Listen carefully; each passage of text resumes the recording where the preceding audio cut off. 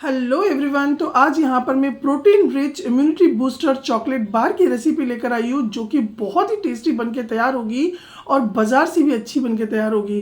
तो आजकल के बच्चों को स्पेशली बहुत ही ट्रिकी है ड्राई फ्रूट्स खिलाना, ड्राई फ्रूट्स लड्डू खिलाना। अगर आपने एक बार बच्चों को ये बार खिला दिया ना तो यकीन मानिए अभी तक आप बच्चों के पीछे भागते थे उन्हें खिलाने के लिए, और इसे खाने के बाद बच्चे आपके पीछे भागेंगे और मांग मांग कर आपसे खाएंगे।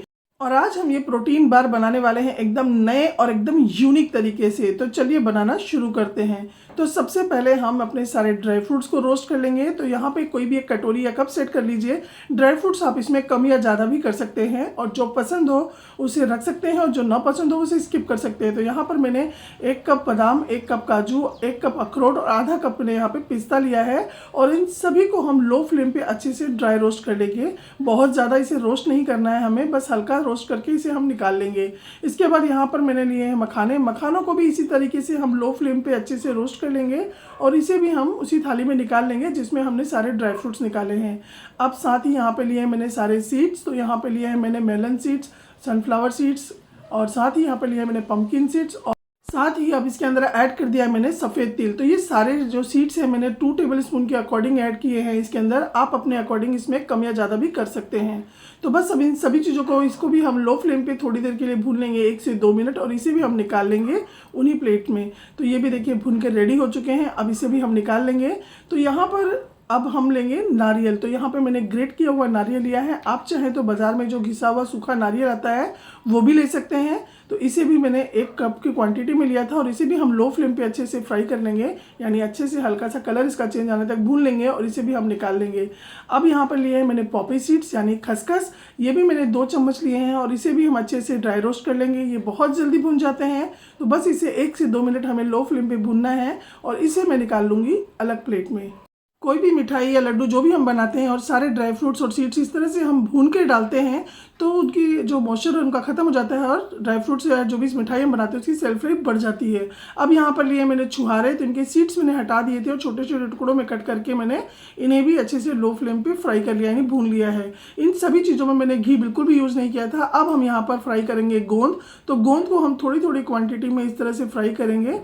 गोंद को बिल्कुल लो फ्लेम पे ही फ्राई करना है, बिल्कुल भी फ्लेम को हाई नहीं करेंगे, और थोड़ा थोड़ा बैचेस में फ्राई करके इसे भी हम निकाल लेंगे। तो यहाँ पर मैंने जो गोंद यूज़ की है ये भी मैंने हाफ कप यूज़ की है। आप अपने अकॉर्डिंग इसमें कम या ज़्यादा कर सकते हैं। अब इसके बाद हम यहाँ पर ऐड कर देंगे किशमिश। अगर आप पसंद करते हैं तो आप ऐड कीजिए, नहीं तो आप स्किप कर सकते हैं। किशमिश को भी हम इसी तरह से बिना घी के लो फ्लेम पे भून लेंगे, और इसे भी हम निकाल लेंगे सेम प्लेट में। हमने यहाँ पे जितनी भी चीज़ें ली हैं सारी प्रोटीन, आयरन, कैल्शियम और विटामिन से भरपूर है, तो आप ज़रूर ऐड कीजिएगा सभी चीज़ें, भले क्वांटिटी आप कम या ज़्यादा कर दीजिएगा। अब यहाँ पे हमारे सारे ड्राई फ्रूट्स रोस्ट हो चुके हैं। अब इन्हें हम पीस लेंगे। सीड्स को हम एज इट इज़ छोड़ देंगे, और साथ ही छुहारा और किशमिश को भी मैं पीस लूँगी। नारियल को मैं एज इट इज़ छोड़ दूँगी। अब सारे ड्राई फ्रूट्स यहाँ पे मैंने दरदरा पीस लिया है, बिल्कुल फाइन पाउडर नहीं करना है हमें, और सभी चीज़ें इसके अंदर ऐड करके मिक्स करके अब इसे हम रखेंगे साइड में। अब यहाँ पर ले लिया है मैंने डार्क कंपाउंड चॉकलेट।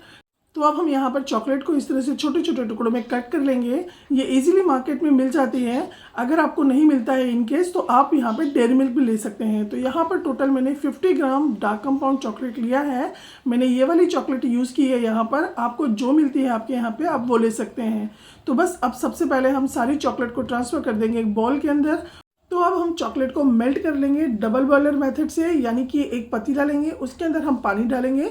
पानी हमें इतना ही लेना है कि वो बॉल की सरफेस को टच ना करे, और अच्छे से हाई फ्लेम पे पानी को गर्म कर लेंगे। उसके बाद गैस की फ्लेम को लो कर देंगे और बॉल को इसके ऊपर रख देंगे। इस तरह से हम एक बार चम्मच से हिला देंगे। धीरे धीरे चॉकलेट अपने आप ही मेल्ट होने लगेगी। तो चलिए जब तक चॉकलेट मेल्ट हो रही है मैं आपको बताती हूँ कि इस मिठाई को 2 तरीके से बना सकते हैं आप। एक तो इस तरीके से कि आप इस तरह से डेट्स ले लीजिए, इसके सीड्स निकाल लीजिए, इसे मिक्सी में अच्छे से पीस लीजिए, और जिस तरह से ड्राई फ्रूट्स भुने थे इसे भी भून लीजिए पीसने के बाद, और सारे ड्राई फ्रूट्स उसके अंदर मिक्स करके अच्छे से इसे आप जमा दीजिए। तो यहाँ पर चॉकलेट यानी प्रोटीन बार को सेट करने के लिए मैंने इस तरह से केक टिन लिया है। आप कोई भी प्लेट या फिर थाली भी ले सकते हैं, उसे घी से ग्रीस कर लीजिए, या फिर इस तरह से बटर पेपर या फिर इको बेक लगा दीजिए। इससे क्या है चॉकलेट को निकालना थोड़ा इजी हो जाता है।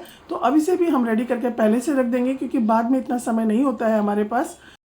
और अब इधर हमारी चॉकलेट भी देखिए मेल्ट हो गई है, यानी बहुत अच्छे से अभी मेल्ट नहीं हुई है, अभी बहुत गाढ़ी है ये। इसे हमें अभी और पतला करना है ताकि इजीली फैल सके। तो इसे हम मेल्ट होने देते हैं। अब चलिए बनाना शुरू करते हैं अपना प्रोटीन बार। तो यहाँ पर मैंने एक कढ़ाई चढ़ा दी है गैस पे और इसके अंदर मैंने डाल दिया है आधा कप गुड़ और यहाँ पर इसके अंदर अब हम ऐड करेंगे 2 चम्मच पानी। इसके पहले मैंने एक रेसिपी शूट की थी, वो भी मैंने गुड़ से ही बनाई है। तो कढ़ाई के अंदर पहले से गुड़ लगा हुआ है, इसलिए मैंने वापस से वही कढ़ाई यूज़ की है। तो बस अब हम लगातार चलाते हुए लो फ्लेम पे पहले गुड़ को मेल्ट होने देंगे और जब गुड़ हमारा अच्छे से मेल्ट हो जाएगा उसके बाद हम आगे का प्रोसेस करेंगे। तो अब गुड़ हमारा यहाँ पे देखिए अच्छे से मेल्ट हो चुका है। अब इसके अंदर मैं ऐड करूँगी हर्शीज सिरप।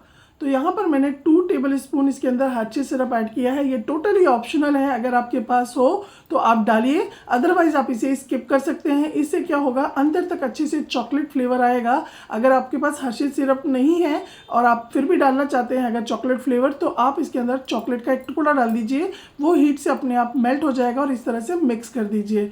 तो यहाँ पे अब हमारा ये रेडी हो गया है। अब सारे ड्राई फ्रूट्स जो हमने पीस के रखे थे मिक्स करके, वो इसके अंदर ऐड कर देंगे और अच्छे से सभी चीज़ों को मिक्स करेंगे। गैस की फ्लेम को अभी हमने बंद नहीं किया है। जब ये सारी चीज़ें अच्छे से मिक्स हो जाएंगी उसके बाद हम गैस की फ्लेम को बंद कर देंगे, नहीं तो ये ठंडा हो जाएगा और जमने लगेगा कढ़ाई के अंदर ही।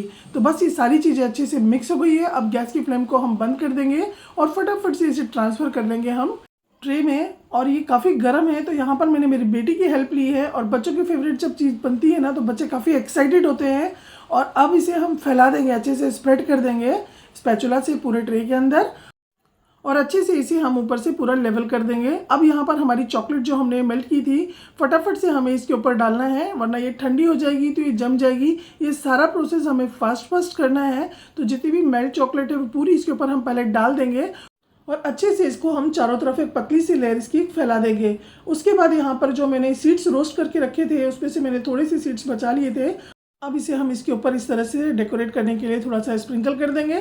बाकी के सीड्स मैंने इसी के अंदर ऐड कर दिए हैं। आप चाहें तो सीड्स की जगह पे यहाँ पे तिल भी डाल सकते हैं या फिर पॉपी सीड्स यानी खसखस भी डाल सकते हैं या फिर ड्राई फ्रूट्स को भी कट करके डाल सकते हैं या फिर एज इट इज़ भी रख सकते हैं। अब इसे हम 10 मिनट के लिए रख देंगे फ्रिज में थोड़ा सा सेट होने के लिए। और 10 मिनट के बाद जब चॉकलेट हल्की सी सेट हो जाएगी तब इसे हमने वापस से बाहर निकाल लिया है इस पर कट के निशान लगाने के लिए। अगर ये एक बार पूरी तरह से सेट हो जाएगी तो इसको काटने में थोड़ी प्रॉब्लम होगी, इसलिए हम हल्का सा जब ये जम जाएगी तभी हम इसे निकालकर इस पे कट के निशान लगा लेंगे। तो मैं एकदम इसे जैसे मार्केट में मिलती है ना एनर्जी बार, सेम उसी तरह से कट कर रही हूँ। आप अपनी चॉइस के अकॉर्डिंग इसे छोटा बड़ा जैसा चाहे वैसे कट कर सकते हैं। और इसके बाद इसे हम वापस से फ्रिज में रख देंगे। अगर आपको जल्दी है तो आप इसे फ्रीजर में रखिएगा, जिस तरह से मैंने पहले भी इसे फ्रीजर में ही रखा था 10 मिनट के लिए। और अब कट के निशान लगाने के बाद वापस से मैं इसे फ्रीजर में ही रख दूंगी आधे घंटे के लिए। और आधे घंटे में ये बहुत अच्छे से सेट हो जाएगी और इसे हम आधे घंटे के बाद वापस से बाहर निकाल लेंगे और इसे अब यहाँ पर हम सर्व कर सकते हैं। यकीन मानिए ये इतनी टेस्टी बनी थी कि आज मैं आपके साथ ये वीडियो शेयर कर रही हूँ। मेरे पास एक भी पीस नहीं है, मेरे बच्चों ने इसे 2 दिन में ख़त्म कर दिया। ये इतनी स्वादिष्ट बनी थी। और ये देखिए हमने पहले से इसमें कट के निशान लगा लिए थे, तो इसे निकालना बिल्कुल आसान है। ये एक एक पीस इजीली निकल जाएगा। तो आप भी इस रेसिपी को ज़रूर ट्राई कीजिएगा। प्रोटीन विटामिन से भरपूर हेल्दी रेसिपी है, बच्चे बड़े सभी इसे खा सकते हैं और सभी को बहुत पसंद आएगी। और साथ ही आप इसे स्टोर करके महीने भर तक रख सकते हैं। अगर आप फ्रिज में रखते हैं तो ये महीने भर तक भी ख़राब नहीं होगी। और अभी सर्दियां हैं तो आप इसे बाहर भी रख सकते हैं। तो अगर आपको आज की एनर्जी बार की रेसिपी अच्छी लगी हो तो लाइक शेयर एंड सब्सक्राइब जरूर कीजिएगा। और अगर फेसबुक पर देखते हैं तो फॉलो जरूर कीजिएगा। मिलती हूँ नेक्स्ट वीडियो में। Bye bye.